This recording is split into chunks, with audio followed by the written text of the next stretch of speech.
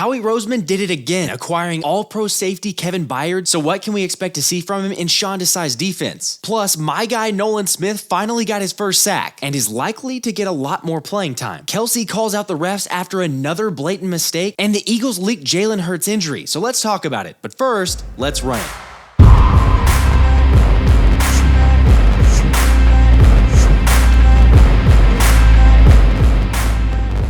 What's up, guys? Okay, so first off, I've got to thank everybody for saying hi and showing support this past weekend. Y'all are the best, and it was awesome getting to meet everyone. And honestly, not a better game to be at, as it was my wife's first time experiencing the Birds game atmosphere, with all of us getting a first look at the Kelly Green game. Obviously, for those in attendance, the stadium was electric, and I wouldn't blame you if you thought you'd traveled back in time, especially after seeing Landon Dickerson and Jason Kelce show up in the 1970 Ford Mustang, plus Jalen Hurts rocking the game day fit, and then getting the vintage lettering in the end zones along with the iconic Birds logo at midfield. Of course, my highlight pregame was the light show. I mean, it literally felt like a playoff environment at the Link. But it's like they say, look good, feel good, play good. And that's certainly how it started early in the opening drive for the Eagles, as offensive coordinator Brian Johnson opted for several running calls to DeAndre Swift to move the chains, before Hurts found tight end Dallas Goedert on a short pass to the right where Goedert was able to pick up 22 yards. And then again on the following play, Hurts showcased there's more than one way to hit Dallas for 22 as they got the ball into the red zone. Unfortunately, the drive stalled on a very predictable quarterback draw, which we'll talk about that more in a second. However, at least we were able to get on the board to take a 3-0 lead. And I'll be honest, for some reason it felt like Desai and the defense would play well. I know that's easier to say after the fact. But remember, Desai had said earlier last week that the Birds plan to use physicality to stop the Miami offense, which is exactly what they did on the Fins' opening possession, shutting down the running game led by Hassan Reddick, who seemed to be constantly in the backfield to limit running back Raheem Mostert. Before later in the drive, Jalen Carter put guard Isaiah Wynn flat on his back, helping to generate pressure and adding insult to injury when Wynn exited the contest and didn't return. Making matters worse, like Brandon Lee Gouton pointed out, Dolphins left guard Isaiah Wynn is hurt, and the Dolphins are already without starting left tackle Teron Armstead and center Connor Williams. Yeah, not exactly the recipe for success. But despite seeing some impressive feats in previous games for the Breadman, let's not act like this was no big deal.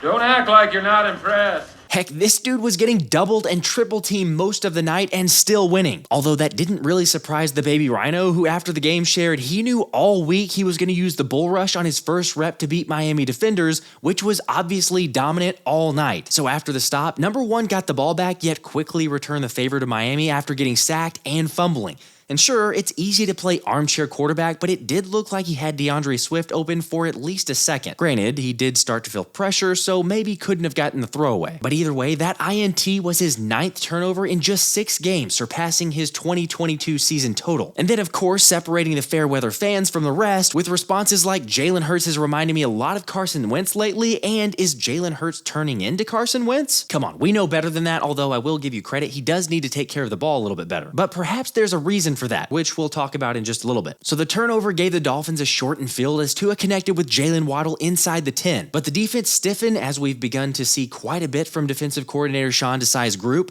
and only allowed 3 points after a field goal from Sanders tied it all up. And then thanks to a strong return from Boston Scott on the kickoff, the Birds offense started to move down the field before being faced with a 4th and 1. And what do you suppose they did? Okay, yeah, you know the answer, except the initially successful brotherly shove was called back for the left guard being offsides, yet even the NBC broadcast said it was a bad call, to which Jason Kelce offered his thoughts afterwards. Looking at the Jumbotron, it certainly didn't look like Landon was in the neutral zone.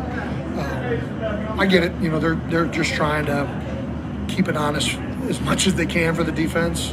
But yeah, you try and go up to them, and now we'll probably try and stay ahead of this with the officials and just tell them before the game, hey, you know, whoever the line judge is, I'm going to put both of my hands down.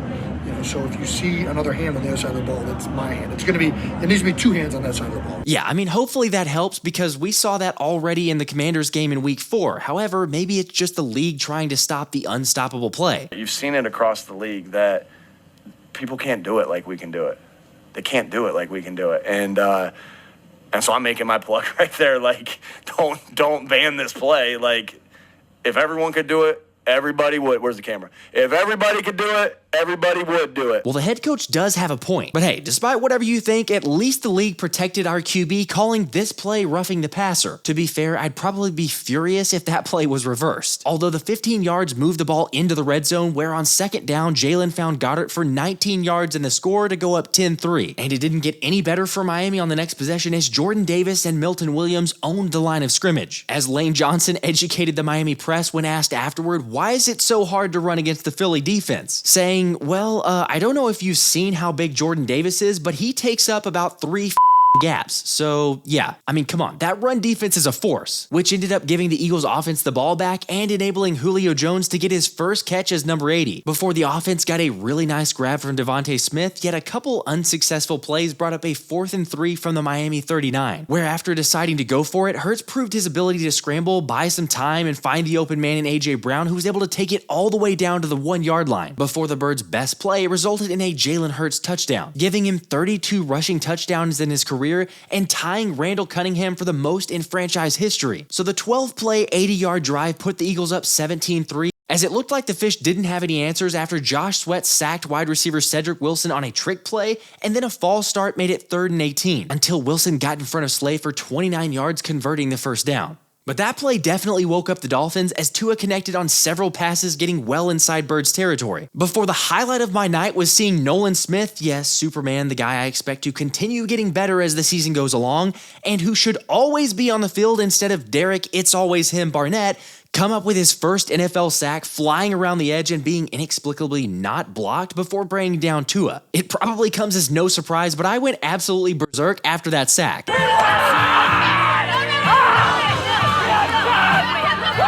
Seriously, who else was yelling uncontrollably after the sack? I mean, I definitely wasn't the only Josh feeling that way. I was about to run out there, but I didn't want to get the penalty. Yeah, I was excited, but yeah, I mean, he was doing what he had, doing his job. He got a little sack, so he yeah, I almost got the penalty running out there though. I love how much these dudes support each other. Sadly, the celebration was short-lived, with Tyreek Hill beating James Bradberry and Terrell Edmunds over the top for 27 yards and 6 points.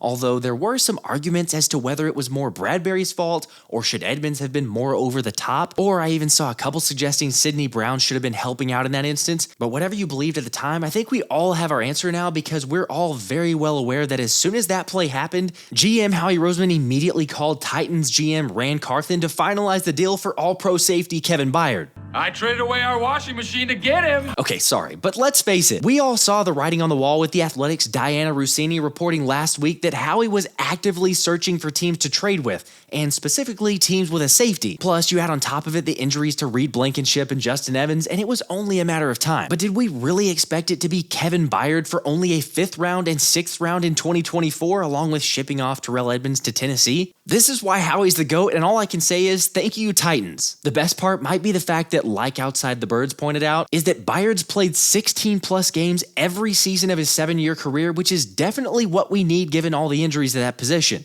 And given what Desai's done with the missing pieces at times, suggests it's only going to get better. You see why we hired him, right?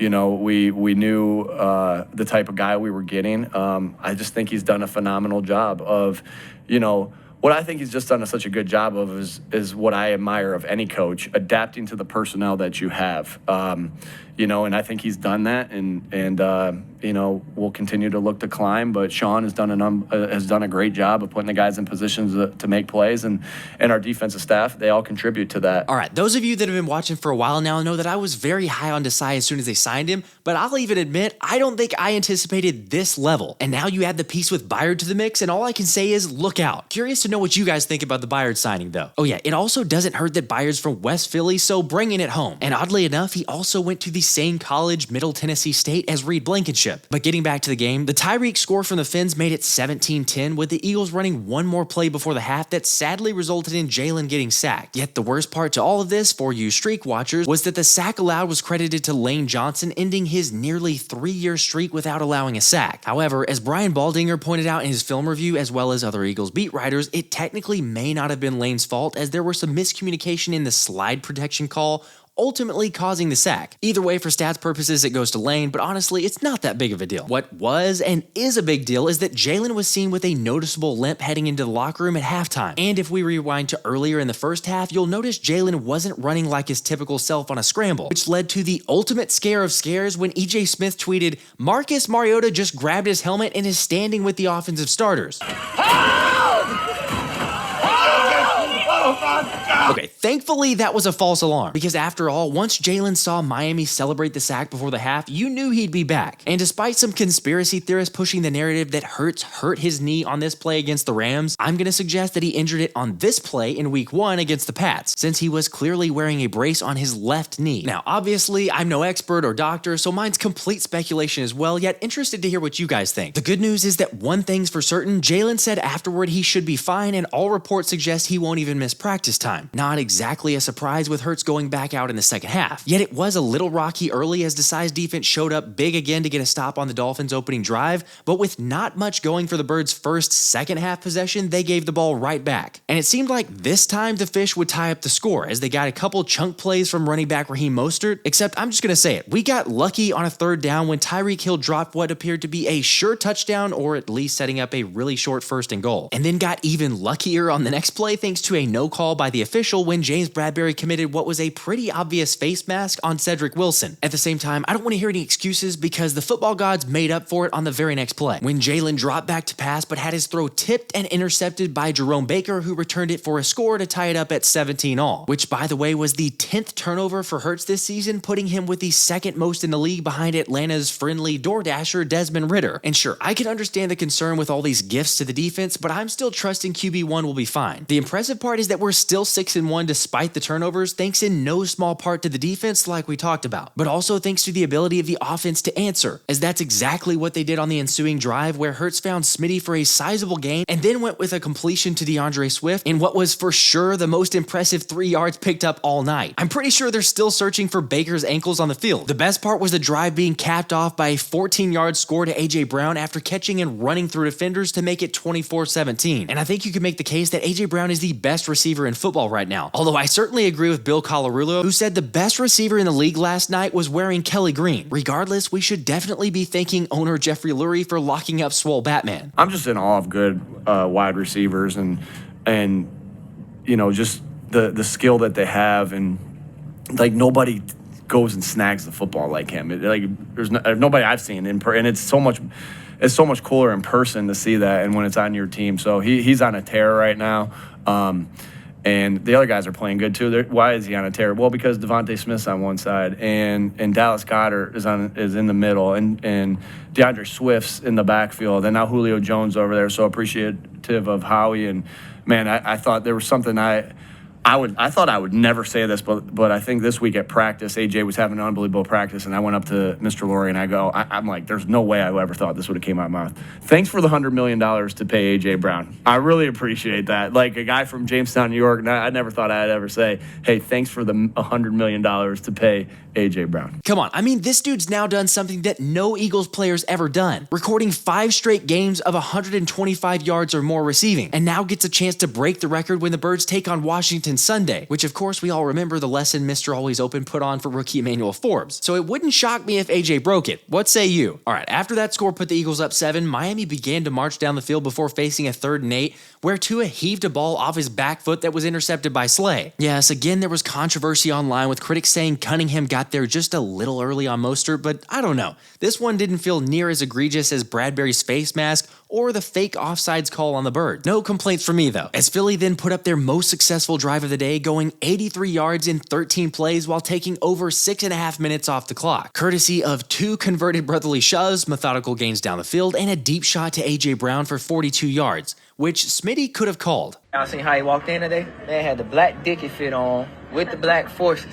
He came with bad intentions today. Well, those bad intentions certainly paid off, eventually setting up a Kenny G 3-yard score, giving the Eagles a 14-point lead. And after Tua was sacked on 2 consecutive plays on the ensuing possession, first by Cox and Davis and then by Sweaty J, rookie undrafted free agent Eli Ricks put the clamps on Tyreek Hill, breaking up the pass and effectively calling game, as if it wasn't already. Of course, if you had any interest in the total, this play from DeAndre Swift probably caused you a little pain. But overall, the Birds won, so I think we're pretty happy. And going back to Eli Ricks, I love loved seeing Pick 6 Ricks get more playing time, especially going against one of the best in Tyreek Hill, where like EJ Smith pointed out, Ricks had 14 coverage snaps against the Dolphins Sunday and was targeted 3 times, all against Tyreek Hill. He allowed 0 catches on those targets, including 1 pass breakup and 1 drop. Big time performance from the Alabama DB, and this probably comes as no surprise, but Ricks wasn't lacking any confidence going into the matchup, sharing, "Desai trusted me being that nickel on 3rd down versus Tyreek. For me, that was an honor, a sign of respect for my coach. That's what I work for, and I got that, so I just wanted to make sure I had his back." I love it, and credit to a lot of you in the comments who kept calling for Ricks, because I think a lot of us saw this coming. Since over his last 4 games, Ricks has been locked down, playing 39 total snaps with 7 targets, 2 receptions allowed for 30 yards, 0 TDs allowed, 1 pass defense, and a 46.3 average passer rating allowed, all while facing wide receivers like Tyreek Hill, Garrett Wilson, and Cooper Kupp. Which is why, honestly, it wouldn't surprise me if we kept seeing Eli Ricks in the slot, because Sweat recognizes Desai's mastery. I think he's letting us be free and just run around and do what we want. I mean, obviously within the scheme, but we can be free. Does it feel like that? Does it feel like you guys? Okay. Yeah, What's impressed you most about Sean Desai? He's not scared. he's still just doing what he does, and it doesn't matter the team. He's not gonna let it just get to him and get out of character. Was that an important mindset in this game when you're facing the #1 offense in the league?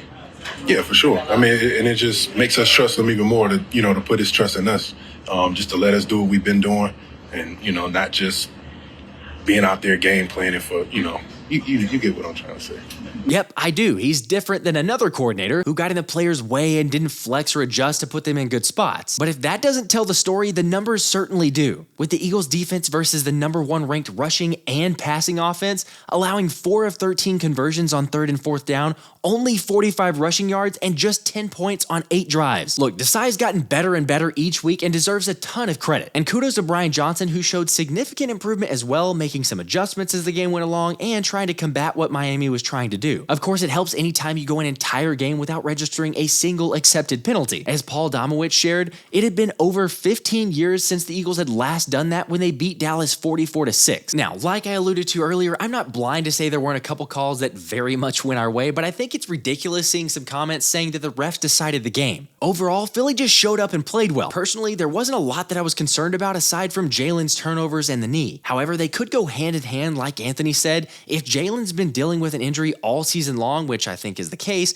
that would actually be a relief. It would help explain why Hurts has been hesitant on runs and to leave the pocket at times, which has led to more turnovers than we've become accustomed to. Of course, hopefully it's not a major thing and he can return to 100% soon. Reminder about the Wednesday link tomorrow at 7 p.m. Eastern, where we're going to be doing a giveaway for a Kelly Green jersey. Also, a quick shout out to Mike and Lom for an awesome tailgating experience, and Thomas and his fiance Paige as well, since Philly was dope this weekend. All right, how are you guys feeling about the game, and what were y'all's main takeaways? Let me hear the positives and any negatives you saw. I'll say this: we're 6-1 and just added an All-Pro to the roster. This has been the Philly Special.